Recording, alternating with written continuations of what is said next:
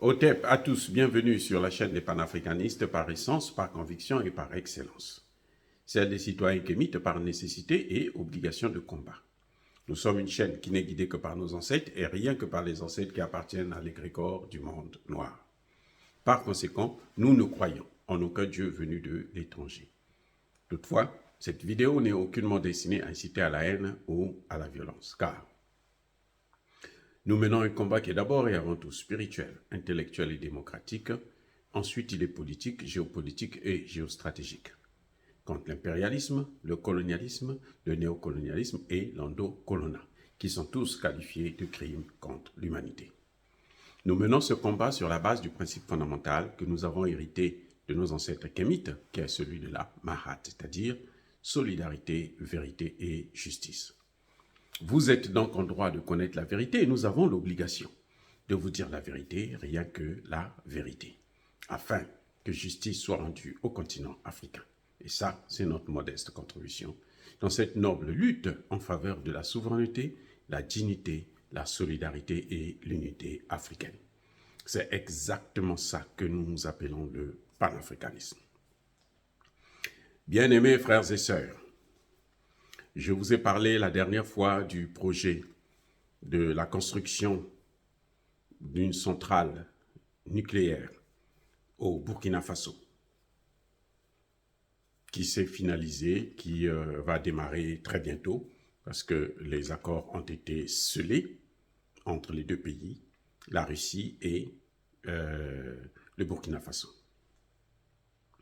Ce que j'avais oublié de vous dire, c'est qu'il n'y a pas que la Russie, et plutôt il n'y a pas que le Burkina Faso, il y a aussi le Mali, et il y a aussi le Niger. Le Mali aussi a déjà signé ses accords. Le Niger est encore en négociation. Donc, forcément, le Niger aussi va rentrer dans le nucléaire. Maintenant, pourquoi je dis que c'était très bien, c'est une bonne chose. Je vous ai dit d'abord que c'était parce que, bien entendu, cette technologie que nous n'avions jamais eue par le passé, pendant 60 ans de pseudo-indépendance, les Russes nous donnent ça aujourd'hui. Ce qu'on ne pouvait même pas penser avec les Américains, avec les Français, avec les Allemands, bref, avec les pays de l'OTAN. Et le nucléaire civil, c'est quoi? C'est très avantageux. C'est ce qui permet de soigner, par exemple, des maladies comme le cancer et autres. C'est le nucléaire civil. Donc, c'est important pour la médecine. Mais c'est aussi important pour le développement.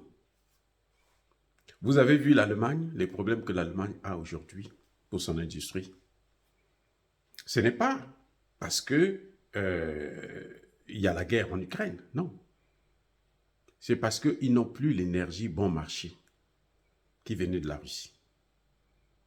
C'est vrai que c'est les conséquences de la guerre en Ukraine, mais ce n'est pas la guerre qui détruit l'économie allemande. C'est le manque d'énergie qui détruit l'économie allemande. C'est le manque à gagner là, l'énergie qu'elle avait bon marché, presque moins cher avec la Russie, c'est ça qui détruit l'industrialisation. Aujourd'hui, l'Allemagne est obligée d'acheter l'énergie au prêt. Hein, le GNL, le gaz, tout ce qui est la pourriture des Américains, qu'ils vendent d'ailleurs très cher, 4-5 fois plus cher que ce que leur donnait la Russie. Vous voyez, donc l'énergie, c'est très important. Il faut que nos pays puissent aller vers l'autonomie énergétique. Surtout que c'est nous qui avions les matières premières. La France a l'énergie, alors qu'elle puise l'essentiel de son uranium au Niger, où il n'y a pas d'énergie. Mais il y a un problème là.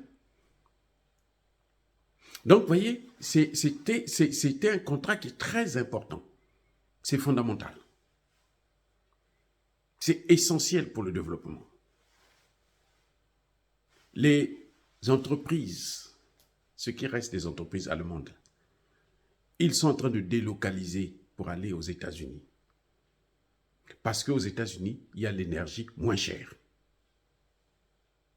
Donc, si nous pouvons avoir cette énergie déjà, ça veut dire que le développement est devant nous.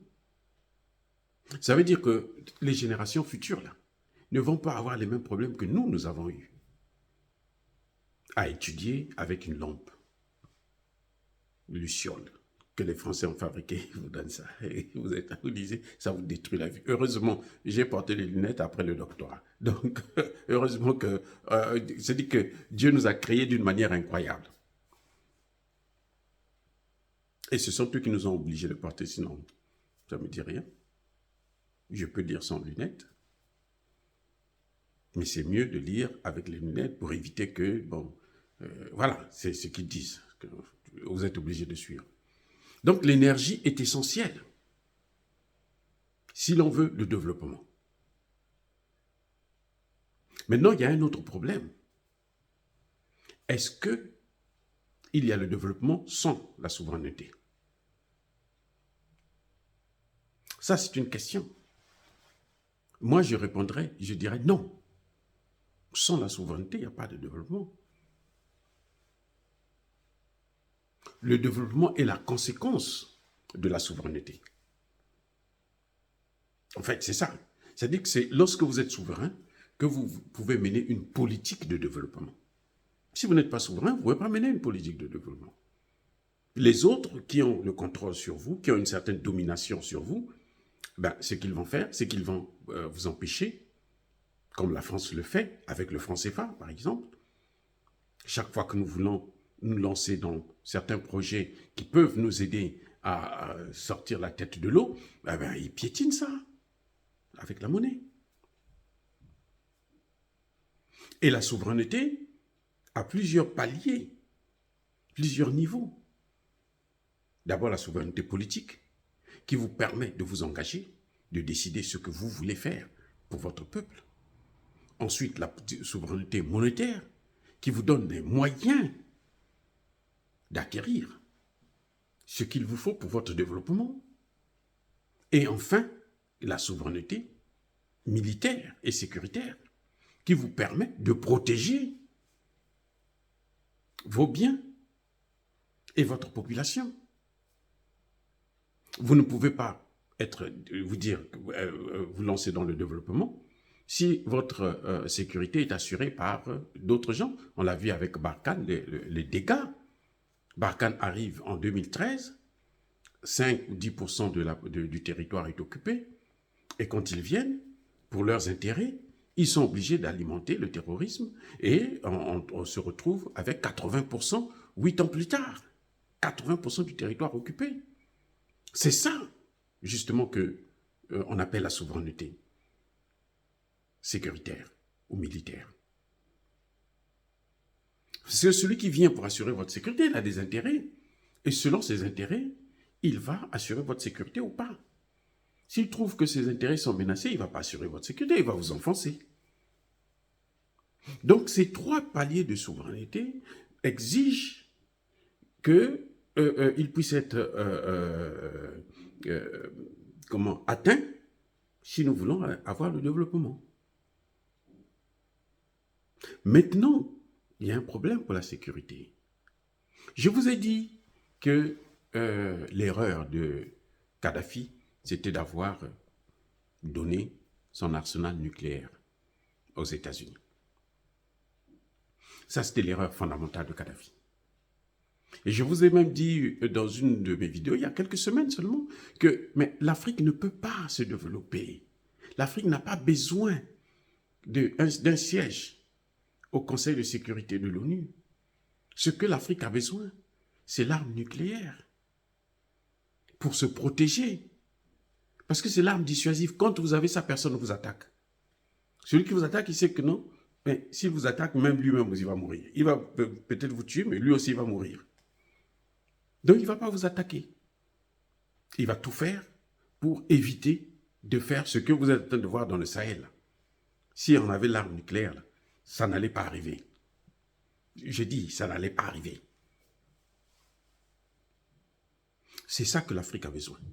Mais pour avoir ça, il faut d'abord avoir le nucléaire civil, Ah, je reprends. Pour avoir le nucléaire, là, militaire, là, il faut avoir d'abord le civil. Ce qui vous permet de soigner les gens, ce qui vous permet d'avoir une autonomie industrielle et énergétique plutôt. Et cette autonomie énergétique-là, c'est ce qui vous permet d'industrialiser votre pays. Et l'énergie, maintenant, après vous passez à l'étape suivante, qui est l'énergie militaire. À ce moment, c'est pour protéger les biens et les personnes vivant sur votre territoire. Voilà pourquoi le Sahel est en train de nous émerveiller. Ces trois pays-là sont en train de nous émerveiller. C'est-à-dire que c'est pas possible. Le Burkina Faso est là il y a 1 an seulement. Ibrahim Traoré vient de fêter ses 1 an de pouvoir. Mais regardez ce qu'il fait.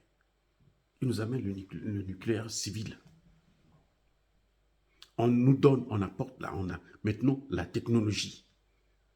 Comment expliquez-vous que c'est nous qui avions, nous avons la matière première, mais nous ne jouissons pas de ça. C'est d'autres gens qui jouissent de ça et qui nous menacent, qui nous agressent avec nos matières premières. C'est incroyable. Ils utilisent nos matières premières pour nous agresser, pour nous dominer, nous écraser, nous tuer. Ça n'a pas de sens. Donc voilà, je crois que c'est fondamental. Je croyais qu'il n'y avait que le Burkina Faso, mais le Mali aussi, et le Niger, mais c'est merveilleux, c'est fantastique. Le Niger est déjà dans les négociations aussi. C'est fantastique. Il n'y a pas mieux que ça. Qu'est-ce qu'on va demander encore? Vous voyez, ceux qui nous parlaient de démocratie, là, c'est fini. Hein? Mais les panafricanistes qui comptaient sur la démocratie, là, maintenant, ils ont compris que ce qu'il nous faut, ce n'est pas la démocratie, mais des bons dirigeants, notamment des panafricanistes. Et pas les panafricanistes qui comptent sur la démocratie. La démocratie, c'est l'idéologie occidentale qui leur permet de s'ingérer dans nos affaires. C'est tout. On ne pourra pas avoir la démocratie là, si on n'est pas souverain. Donc nous devons nous battre pour avoir notre souveraineté. Maintenant, se développer. Parce que sans la souveraineté, là, il n'y a pas de développement. Le nucléaire civil ne suffit pas. Mais il faut protéger ça. Parce que ce nucléaire peut être aussi, bien que civil, ça peut être une catastrophe pour votre pays. Donc il faut protéger ça. Mais comment? Il faut avoir des armes nécessaires pour protéger ça. Il faut avoir la technologie des jeunes qu'on forme. Donc je crois que ces pays-là, ce qu'ils doivent faire maintenant, c'est envoyer le maximum de jeunes à aller étudier ces questions-là. Eh oui. S'ils n'étudient pas ces questions, il faut qu'ils apprennent maintenant ces questions-là. Parce que les jeunes, nos enfants, là, doivent maintenant partir apprendre ça. C'est très, très, très important. C'est capital. Voilà, bien-aimés frères et sœurs, l'importance d'avoir le nucléaire civil en Afrique. Parce que ça nous ouvre les yeux vers le développement. Ça nous ouvre la voie vers le développement, vers la souveraineté. Qui sont des conditions indispensables, obligatoires, pour pouvoir se développer. Sinon, ils vont toujours nous écraser. Et ce qui est avantageux, c'est qu'ils ne le font pas avec l'argent du FMI et de la Banque mondiale. Hein. Ça, c'est formidable encore. Ils ne le font pas avec l'argent du FMI et de la Banque mondiale. Dire cela, c'est inciter à la haine ou à la violence. Non. Il y a pas colère, veille à malem. Encore une fois de plus, bien-aimés frères et sœurs, je persiste et je signe. Soyez bénis, abondamment bénis par le Dieu des Kémites et par nos ancêtres angélisés. Mais que tous ceux qui persécutent le continent africain le pillent et le déstabilisent, qu'ils soient noirs, blancs, chinois, arabes, indiens ou qui qu'ils soient punis, maudits, foudroyés, neutralisés, écrasés, effacés par ce Dieu des Kémites et par nos ancêtres angélisés. Vive l'Afrique éternelle, j'ai dit et j'assume.